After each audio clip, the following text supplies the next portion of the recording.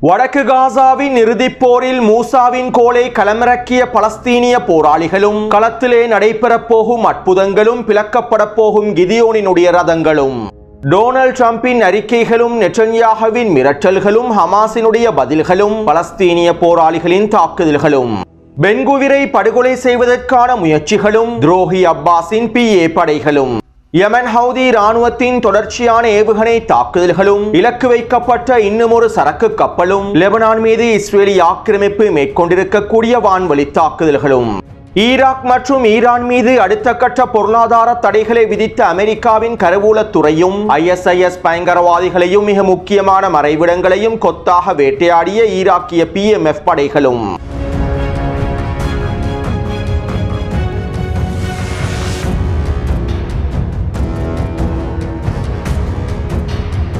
நேற்றிரவு இஸ்ரேலி ஆக்கிரமிப்பு ராணுவம் தெற்கு லெபனானின் 10 புள்ளிகளை இலக்கு வைத்து உச்ச வான்வழி தாக்குதல்களை மேற்கொண்டிருந்தது. ஹிஸ்புல்லா ராணுவத்தின் ஏவுகணை ஏவுதளங்களை இலக்கு வைத்தும் ஆயுத கிடங்குகளை இலக்கு வைத்துமே இந்த வான்வழி தாக்குதல்கள் மேற்கொள்ளப்பட்டிருப்பதாக இஸ்ரேலி ஆக்கிரமிப்பு ராணுவம் அறிவித்துள்ளது. மேலும் இன்று காலையும் தெற்கு லெபனான் பிரதேசத்திலே ஹிஸ்புல்லா உறுப்பினர் ஒருவரை இலக்கு வைத்து இஸ்ரேலி ஆக்கிரமிப்பு ட்ரோன் தாக்குதல்களையும் மேற்கொண்டுள்ளது. இருப்பினும் இந்த படுகொலை தாக்குதலில் ஹிஸ்புல்லாவினுடைய உறுப்பினர் தப்பி இருப்பதாகவும் தெரிவிக்கப்படுகின்றது.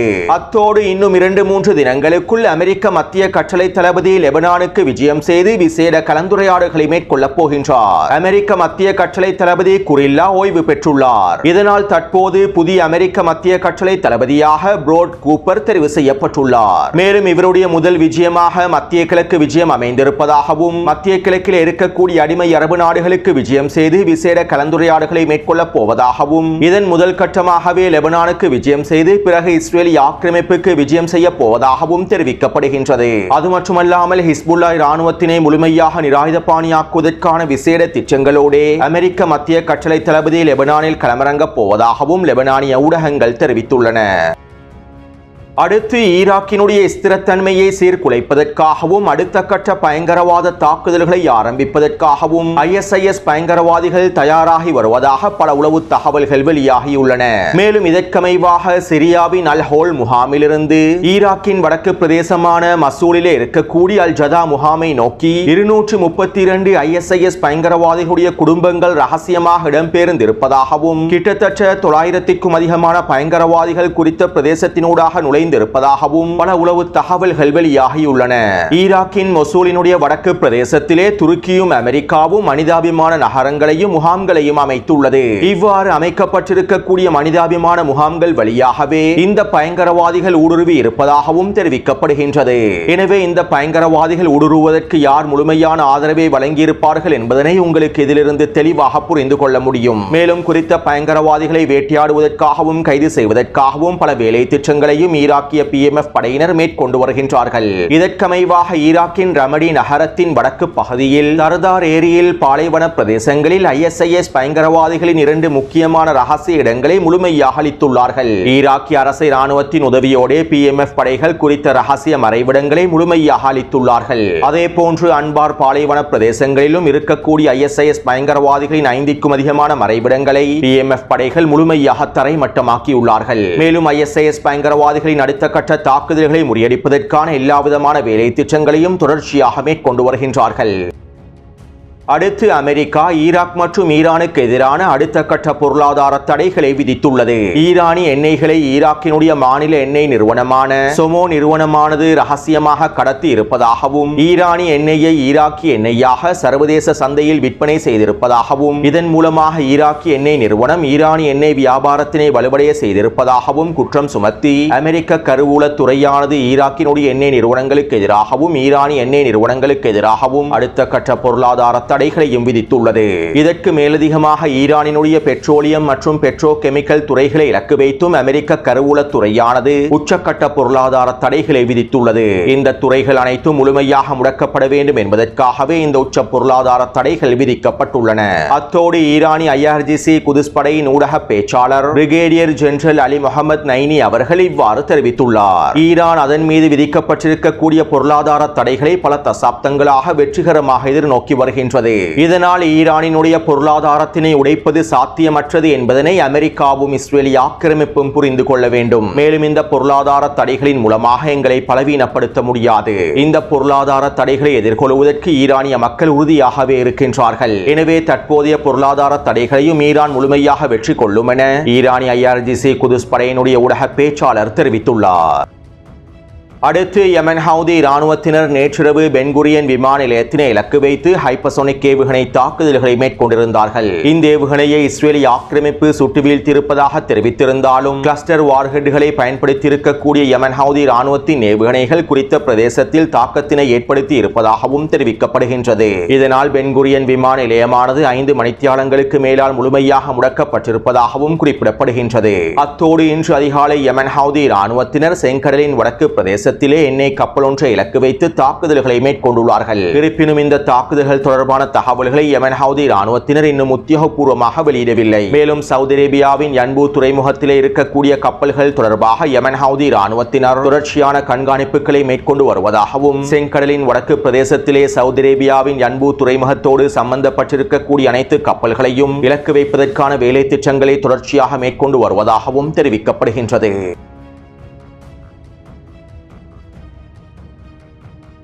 வெஸ்ட் பேங்கினுடைய நிலைமைகள் தொடர்பான பல முக்கியமான தகவல்களை நேற்றைய காணொளியில் குறிப்பிட்டிருந்தேன். மேலும் வெஸ்ட் பேங்க் பிரதேசத்திலே இஸ்ரேலிய ஆக்கிரமிப்பு அதனுடைய இறையாண்மையை முழுமையாக செலுத்துவது தொடர்பாகவும் வெஸ்ட் பேங்கினுடைய 82% பிரதேசங்களை முழுமையாக இஸ்ரேலிய ஆக்கிரமிப்பின் கட்டுப்பாட்டுக்கு கீழால் கொண்டு வருவது தொடர்பாகவும் வெஸ்ட் பேங்கிலே பலஸ்தீனிய அதிகார சபையை முடிவுக்கு கொண்டு வருவது தொடர்பாகவும் நெட்டன்யாஹுவின் அரசாங்கம் டொனால்ட் ட்ரம்பின் நிர்வாகத்திடம் தெரிவித்திருப்பதாகவும் இந்த திட்டங்களுக்கு டொனால்ட் ட்ரம்பினுடைய நிர்வாகம் முழுமையான அனுமதியை வழங்கி இருப்பதாகவும் வெஸ்ட் பேங்க் மீது முழுமையான இறையாண்மையை செலுத்துவதில் எந்தவிதமான ஆட்சேபனையும் இல்லை என அமெரிக்க வெளியுறவுத்துறை அமைச்சர் மார்க்கோ ரூபியோ தெரிவித்திருப்பதாகவும் தகவல்கள் வெளியாகியுள்ளன.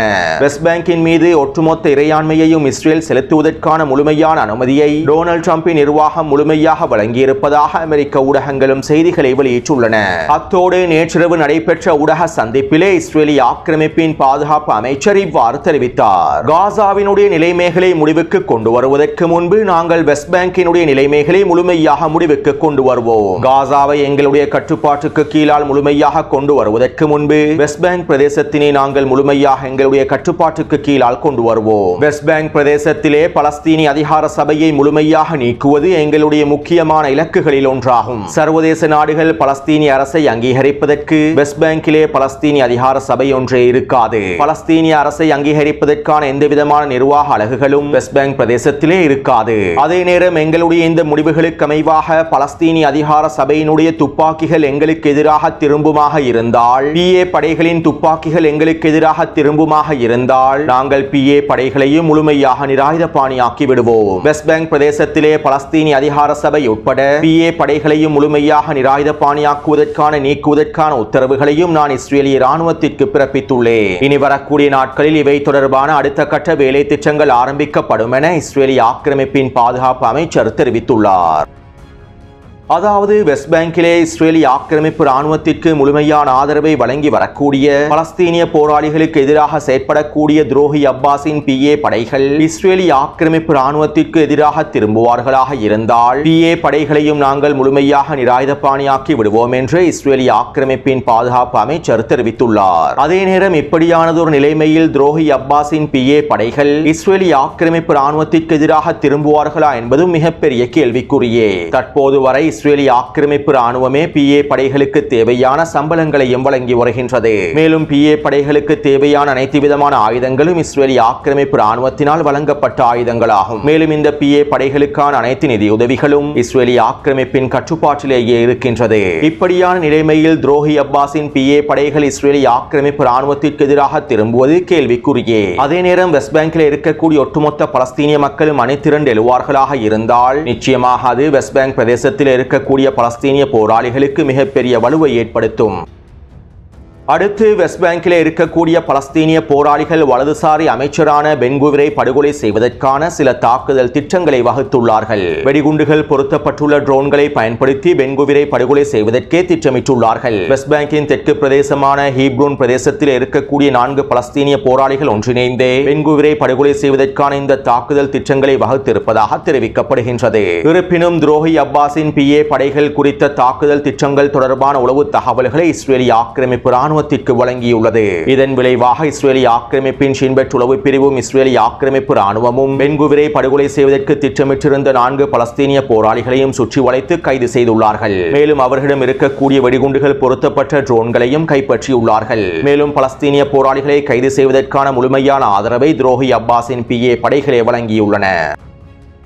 அடுத்து இஸ்ரேலிய ஆக்கிரமிப்பு பணைய கைதிகளுடைய குடும்ப உறுப்பினர்கள் தொடர்ச்சியான ஆர்ப்பாட்டங்களையும் போராட்டங்களையும் மேற்கொண்டு வருகின்றார்கள். மேலும் இந்த போராட்டங்களை வலுவடைய செய்யும் நோக்கத்தோடு அல்கசாம் படைப்பிரிவினர் வாசகம் ஒன்றையும் வெளியிட்டிருந்தார்கள். நெட்டன்யாஹூ கைதிகளின் குடும்பங்களை அவர்கள் அஞ்சும் இடத்தை நோக்கி நகர்த்திச் செல்கின்றார். காசா சிட்டி மீது தாக்குதல்களை ஆரம்பிப்பது இஸ்ரேலிய கைதிகளை புதைக்குழிக்குள் தள்ளிவிடும் என அல்கசாம் படையினர் வாசகங்களை வெளியிட்டிருந்தார்கள். இதைத் தொடர்ந்து இஸ்ரேலிய பணைய கைதிகளுடைய குடும்ப உறுப்பினர்கள் நெட்டன்யாஹுவின் அரசு அலுவலகத்தை முற்றுகையிட்டு குறித்த அலுவலகத்தில் ரிசர்வ் படைப்பிரிவினுடைய தளபதியின் வாகனம் ஒன்றை தீயிட்டு கொளுத்தியுள்ளார்கள். மேலும் நெட்டன்யாஹுவின் அலுவலகத்திற்கு முன்னால் குப்பைகளை கொட்டி அவற்றையும் தீயிட்டு கொளுத்தியுள்ளார்கள். ஹமாஸ் முன்வைத்திருக்கக்கூடிய ஒப்பந்தத்திற்கு முழுமையான சம்மதத்தினை வழங்க வேண்டும் என்றும் இஸ்ரேலிய ராணுவ தலைமை அதிகாரி எல்சமிரும் இதனைத்தான் விரும்புகின்றார் என்றும் நெட்டன்யாஹூ எங்களுடைய பிள்ளைகளை மீட்டெடுப்பதற்கு விரும்பவில்லை என்றும் மீண்டும் மீண்டும் காசாவின் பொறியிலே இஸ்ரேலிய சிப்பாய்களை களமிறக்குவதற்கே நெட்டன்யாஹூ விரும்புகின்றார் என்றும் இஸ்ரேலிய பணைய கைதிகளுடைய குடும்ப உறுப்பினர் கோஷங்களை எழுப்பி தீயிட்டு கொளுத்தியுள்ளார்கள். இதைத் தொடர்ந்து கோபமடைந்த நெட்டன்யாஹூ விசேட அறிக்கைகளையும் வெளியிட்டிருந்தார். 23 மாதங்களாக காசாவிலே போர் புரிந்து வரக்கூடிய தளபதியின் வாகனத்தை அவர்கள் தீயிட்டு கொளுத்தியுள்ளார்கள். இது ஒரு மிகப்பெரிய பாசிச நடவடிக்கையாகும். ஜனநாயகத்திற்கு விரோதமான செயற்பாடாகும். இதற்கு பின்பும் இவ்வாறான செயற்பாடுகள் மேற்கொள்ளப்பட்டால் அதற்கான கடுமையான தண்டனைகள் வழங்கப்படும் என்றும் நெட்டன்யாஹூ குறிப்பிட்டுள்ளார். ஐநாவின் மூலமாகவும் சர்வதேச மனித உரிமை அமைப்புகள் மூலமாகவும் ஒரு போர்க்குற்றவாளி என உறுதி செய்யப்பட்ட நெட்டன்யாஹூ ஜனநாயகத்தை பற்றி பேசுவதும் பாசிச நடவடிக்கைகளை பற்றி பேசியிருப்பதும் வேடிக்கையான விடயமாகும்.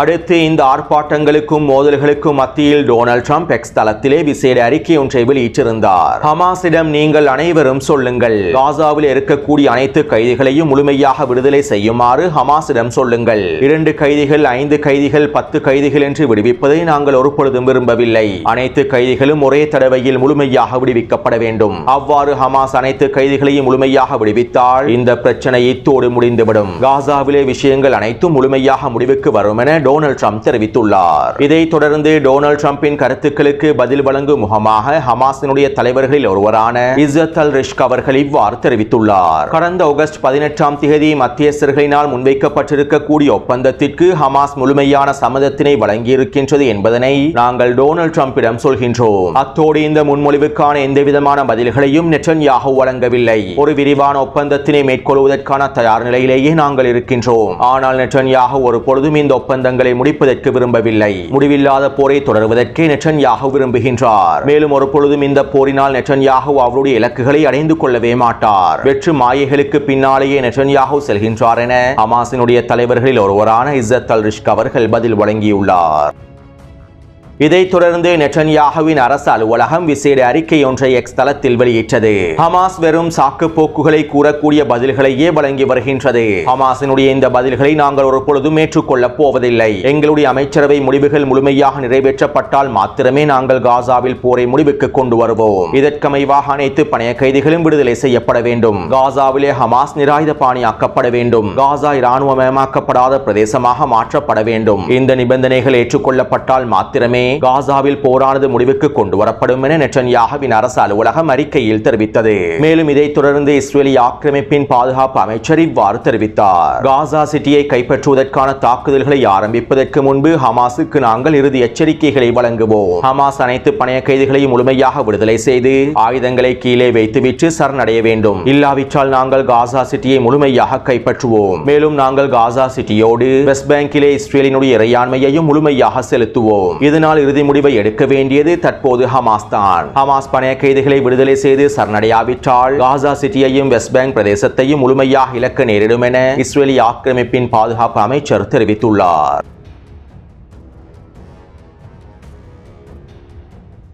இஸ்ரேலி ஆக்கிரமிப்பு ராணுவம் பலஸ்தீனிய போராளிகளுக்கு எதிராக கிதியோனின் ரதங்கள் தாக்குதல்களை ஆரம்பித்திருந்தார்கள். மேலும் இந்த கிதியோனின் ரதங்களை தட்டி தூக்குவதற்கு பலஸ்தீனிய போராளிகள் டேவிடின் கற்கள் என்கின்ற பதிலடி தாக்குதல்களை மேற்கொண்டிருந்தார்கள். பலஸ்தீனிய போராளிகளின் டேவிடின் கற்களினால் கிதியோனின் ரதங்கள் கொத்து கொத்தாக தட்டி தூக்கப்பட்டிருந்தன. இப்படியான நிலைமையில் தற்போது வடக்கு காசாவின் காசா சிட்டியை கைப்பற்றுவதற்கான கிதியோனின் ரதங்கள் 2.0 தாக்குதல்களையும் இஸ்ரேலி ஆக்கிரமிப்பு ஆரம்பிக்கப் போகின்றது. மேலும் இஸ்ரேலி ஆக்கிரமிப்பு களமிறக்கி இருக்கக்கூடிய கிதியோனின் ரதங்களின் இரண்டாம் பாகத்தினை பிளப்பதற்காக பலஸ்தீனிய போராளிகள் மூசாவின் கோலை களமிறக்கியுள்ளார்கள். இவை தொடர்பாக அல்-கஸாம் படைப்பிரிவின் முன்னணி ஆதாரம் அல் ஜசீரா ஊடகத்திடம் இவ்வாறு தெரிவித்துள்ளார். நாங்கள் ஆக்கிரமிப்பு ஆரம்பித்திருக்கக்கூடிய கிதியோனின் ரதங்கள் இரண்டாம் பாகத்திற்கு எதிராக இதற்கு பதிலடி வழங்கும் முகமாக மூசாவின் கோல்களை களமிறக்கியுள்ளோம். டேவிடின் கற்கள் என்கின்ற பதிலடி தாக்குதல்களுக்கு அடுத்தபடியாக மூசாவின் கோல் என்கின்ற பதிலடி தாக்குதல்களை ஆரம்பித்திருக்கின்றோம். மேலும் இதன் ஆரம்பமாக ஜபலியாவின் கிழக்கு பிரதேசத்திலும் ஜைத்தூன் பிரதேசத்திலும் எங்களுடைய அடுத்த கட்ட தாக்குதல்களை மேற்கொண்டுள்ளோம். மேலும் எங்களுடைய இந்த தாக்குதல்களின் மூலமாக எங்களுடைய போராளிகளின் தயார் நிலைகளை எதிரி அதனுடைய கண்களினால் கண்டுள்ளது. இது காசா சிட்டியில் அவர்களுக்காக என்ன காத்திருக்கின்றது என்பதற்கான ஒரு சிறிய பார்வையாகும். டேவிடின் கற்கள் கிதியோனின் ரதங்களை தடுத்து நிறுத்தின. அதே போன்று மூசாவின் கோல் களத்திலே மிகப்பெரிய அற்புதங்களை கொண்டு வரும் என அவர் அல் ஜசீரா ஊடகத்திடம் தெரிவித்துள்ளார். மேலும் இவை தொடர்பாக அல்-கஸாம் படையினர் குறித்த வாசகத்தையும் வெளியிட்டுள்ளார்கள். இரு குழுக்கள் நேருக்கு நேராக மோதுவதற்கு வந்த சந்தர்ப்பத்தில் மூசாவின் தோழர்கள் நாங்கள் முழுமையாக அழிக்கப்பட்டு விடுவோம் என கூக்குரலிட்டார்கள். ஆனால் மூசா அவர்களுக்கு உறுதியளித்தார். நிச்சயமாக இறைவன் எங்களுக்கு உதவுவான், இறைவன் எங்களுக்கு வழிகாட்டுவான் என உறுதியளித்தார். எனவே நாங்கள் மூசாவை ஊக்கப்படுத்தினோம். உங்களுடைய கோலை கொண்டு கடலை தாக்கவும். இதன் போது கடல் முழுமையாக பிரிந்தது. கடலின் ஒவ்வொரு பகுதிகளும் மிகப்பெரிய மலைகளாக மாறியது என அல்-கஸாம் படையினர் குறித்த அல் குர்ஆன் வசனத்தையும் வெளியிட்டிருந்தார்கள். அத்தோடு அல்-கஸாம் படையினர் மூசாவின் கோல் தாக்குதல்கள் தொடர்பான காணொளிகளையும் வெளியிட்டிருந்தார்கள். குறித்த காணொளிகளை டெலிகிராம் சேனலிலே பதிவிட்டுள்ளேன். மேலும் இஸ்ரேலின் கிதியோனின் ரதங்களை பிளக்கப் போகும் மூசாவின் கோல் என்கின்ற துணைப்பொருளில் பலஸ்தீனிய போராளிகள் ஆரம்பித்திருக்கக்கூடிய இந்த தாக்குதல்கள் இஸ்ரேலி ஆக்கிரமிப்பிலே மிகப்பெரிய தாக்கத்தினை ஏற்படுத்தியுள்ளது. அதிலும் குறிப்பாக பலஸ்தீனிய போராளிகள் இந்த இறுதிக்கட்ட போருக்கு மூசாவின் கோல் என்று பெயர் வைத்திருப்பது இஸ்ரேலி ஆக்கிரமிப்பு ராணுவத்தில் உளவியல் தாக்கத்தினை ஏற்படுத்தி இருப்பதாகவும் இராணுவ ஆய்வாளர் தெரிவித்துள்ளார். அவர்கள் கிதியோனின் ரதங்களுக்கு எதிராக டேவிடின் கற்களை களமிறக்கினார்கள். தற்போது கிதியோனின் ரதங்களின் அடுத்த கட்டத்திற்கு எதிராக மூசாவின் கோலை களமிறக்கியுள்ளார்கள். பலஸ்தீனிய போராளிகள் தெரிவு செய்திருக்கக்கூடிய இந்த பதிலடி தாக்குதல்கள் உண்மையிலேயே இஸ்ரேலிய ராணுவத்திற்கு மிகப்பெரிய உளவியல் ரீதியான தாக்கத்தினை ஏற்படுத்துகின்றது. பலஸ்தீனிய போராளிகளின் இந்த பெயர்களே இஸ்ரேலிய ராணுவத்திற்கு மிகப்பெரிய சிக்கலை ஏற்படுத்துகின்றது என இராணுவ ஆய்வாளர் அவீஸ் ஷெரோஃப் தெரிவித்துள்ளார்.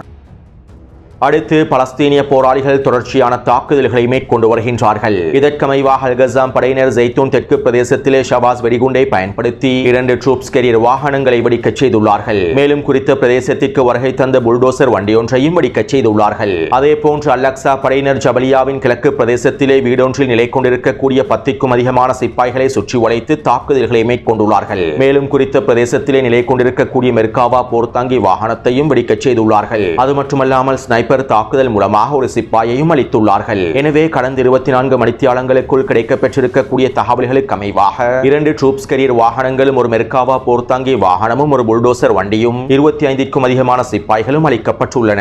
அத்தோடு இந்த காணொளி தொடர்பான கருத்துக்களை பதிவிடுங்கள். தொடர்ந்தும் என்னுடன் இணைந்திருங்கள். நன்றி, வணக்கம்.